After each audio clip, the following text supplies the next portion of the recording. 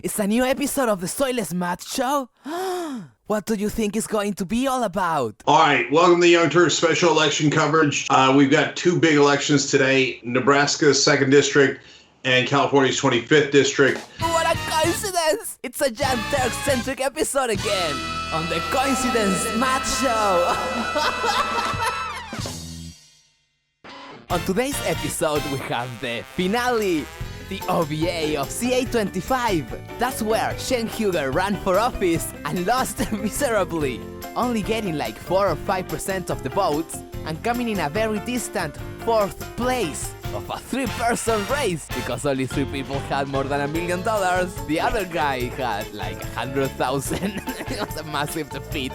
But because no candidate got more than 50% of the votes, the two top runners, the Democrat women, Christy Smith, and the Republican Mexican, Cristobal de la Rosa, Caballeros Rojos, the Taco Garcia, had to go against each other on a tiebreaker. Cenk Yogurt had another live stream about this election. It was full of technical problems, by the way. But tonight, and they have not counted. Check it out. Congratulations. Congressman. All right. So, all right, we're on the air at least? Okay, go. Okay. And I thought it was funny, so I made a supercut. Let's watch the supercut of it together with commentary! Let's go to California 25. Number 1, it was Katie Hill's seat, already wild and woolly. So she stepped down, obviously, because of the scandals. The scandals. I don't even know what they are. Oh, do you even remember what they were? No, I forgot. I just forget things all the time. If you don't know, the primary in that race is still not over. I would know that because I'm in that primary. There's only 77% reporting from the primary. They just stopped counting in California. It was amazing. It's one of the most amazing things I've ever seen. It's amazing. There were 13 candidates overall, and 4, for all intents and purposes, major candidates. No. There were 3 major candidates. Only 3 major candidates. Because only 3 candidates in the race had money. The other ones had nothing in comparison. And the 3 major candidates had very similar amounts of money. A very fair race. So why does Cenk Yogurt keep insisting that there were 4 major candidates, even though there were only 3? I came in a distant 4th, so you could argue whether I was major or not. I think it's fair to say I got blown out by Christy Smith, or whoever came in 2nd. It's a jungle primary, so I was not as relevant. It's complicated. There was 2 elections at the same time. There was 3 different pages on the elections. It was a mess. When she ran against me, she didn't seem to put much effort into it. And so one school of thought after the election was, she was right, she didn't need to put much effort into it. You know, I ran in the race, and during the primary, Chrissy and I didn't exactly get along. I pointed out where her donations were coming from. I pointed out a lot of things. I was not asked to help that much, and I don't know that I don't know if it was the acrimony in the primary, and I have no idea what it was, or maybe they thought, what difference would it make? Which could be fair, right? Well, she had one ad that I liked, and I helped put it on social media for what it's worth. I'm not sure that it's worth a lot, but I tried to help. Progressives don't have to endorse corporate Democrats, and they don't have to offer them money or volunteers or anything like that. But they could make an argument in favor of voting for any Democrat.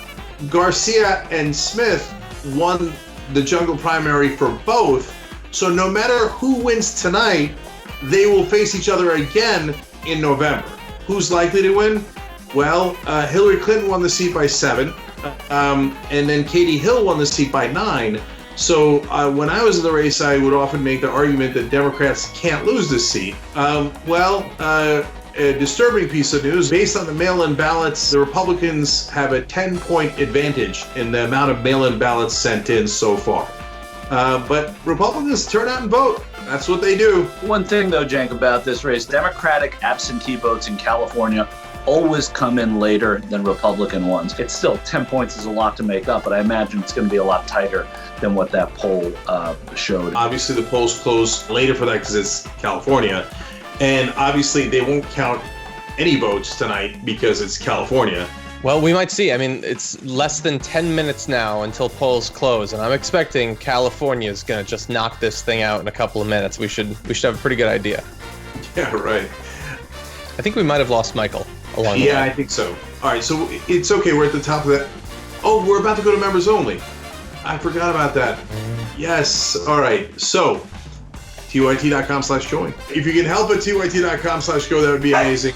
The polls are about to close in California. So if there's any news, and presumably there will be some news, we will bring that to you right now, because I got the content that they have behind the paywall in a very legal way. I got it, and I'll show it to you in a very fair use way with mucho commentary. All right, back in the Young Turks post-game, the polls are officially closed in California's 25th district. You're going to be shocked to find out that there are no results. So, Michael, I mean... There are results, by the way. Oh, there are now. Oh, yeah, John, hit us. Yeah, so 9% reporting. Right now, Mike Garcia is leading at 57.7% to Christy Smith's 42.3%. Not a good and stuff. that is, I mean, they're all mail-in, right, or drop-off. So, but yeah, it's the first point. tranche that comes in. You don't know where they come from, and that was expected. It looks like so far none are from LA County. They're all from Ventura. That's huge.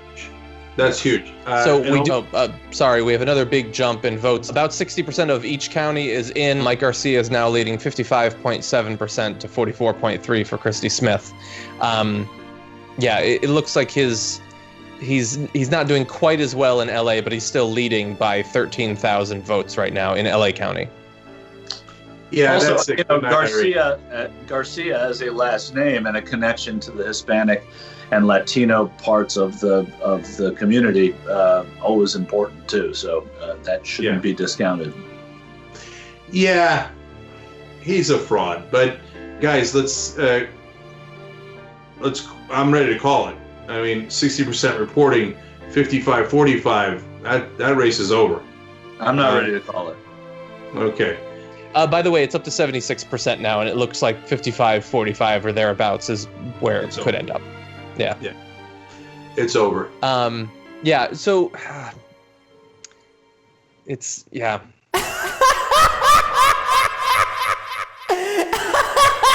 lost again. Get fucked.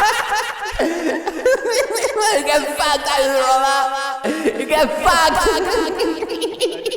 You lost. I think all this does really is whoever wins tonight, it just gives them a little bit of a leg up in November. I don't think it makes any huge difference. God, let's have a tiny bit of fun here. And I'm particularly curious about Michael's opinion. Let's play the ridiculous hypothetical of what if I had won the primary.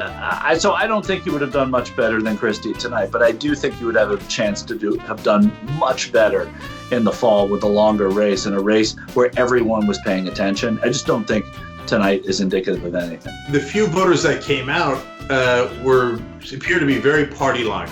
And so if 55% of the voters were going to be Republican, then the Republican candidate's going to win. You got to swing the independent voters. You can't really swing the Republican voters. For God's sake, the main point there, guys, is go out and vote. You got to vote. You got to vote, because that's how Republicans win all these elections. We outnumber them everywhere, almost everywhere. And they just not vote us. Yeah, and if you're not voting for someone, vote against someone. Feels just as good. Last thing about District 25, for tonight at least, it'll come back in November. Like, I wanted her to win. I didn't want Garcia to win. But now I think I'm actively rooting for her in November. So, I don't know. I don't know if I can help or if she'll take my help. But but she should ask probably.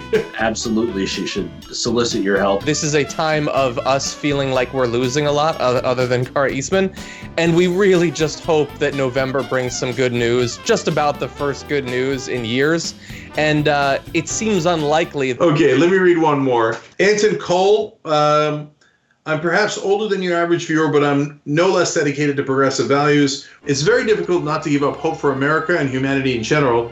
I'm so tired of losing. Seems like no matter what we do, nothing ever changes for the better. We may gain one small victory here and there, but then we're overwhelmed by losses over and over again. One step forward, 5 steps back. And that is all for this episode of the Soyless Match Show. And maybe also the Young Turks saga might be over. Could it be next episode something other than the Young Turks? I don't make any promises. I don't know. Maybe. Who knows what destiny holds for us? I don't make any promises. But maybe, just maybe. I don't know. We'll see. Maybe the peacefulness of the US will be my next topic. Who knows? You will know when you see my next video. Very, very soon. Maybe next week. What? Another video so soon? Could miracles really be true? Maybe, I don't know. We'll see. But first, just because you are my best viewers that watch all my videos until the very end, I wanna leave you with the best section of the Young Turks. CA finale, OVA meltdown or whatever. Cenk Yogurt getting caught on a lie instantly. And also marijuana. The other day, I had an hour-long call with Ben. I'm not sure I've been on the phone with a friend for that long in like a decade. Because we're stuck at home, I've gone through a substantial amount of the mountain of work that I have, that I was like, I will now take an hour to talk to a friend. That's what I'm going to do. I have to tell you, I feel like every phone call with you, Cenk, that we have, is a really long phone call. Like I don't. It is. Sometimes I call you when I'm high, so that then. Right. We're just having We talked fun. like a week ago. I feel like we talked forever a week ago. I don't even remember. The Soyless Match Show will be back, baby.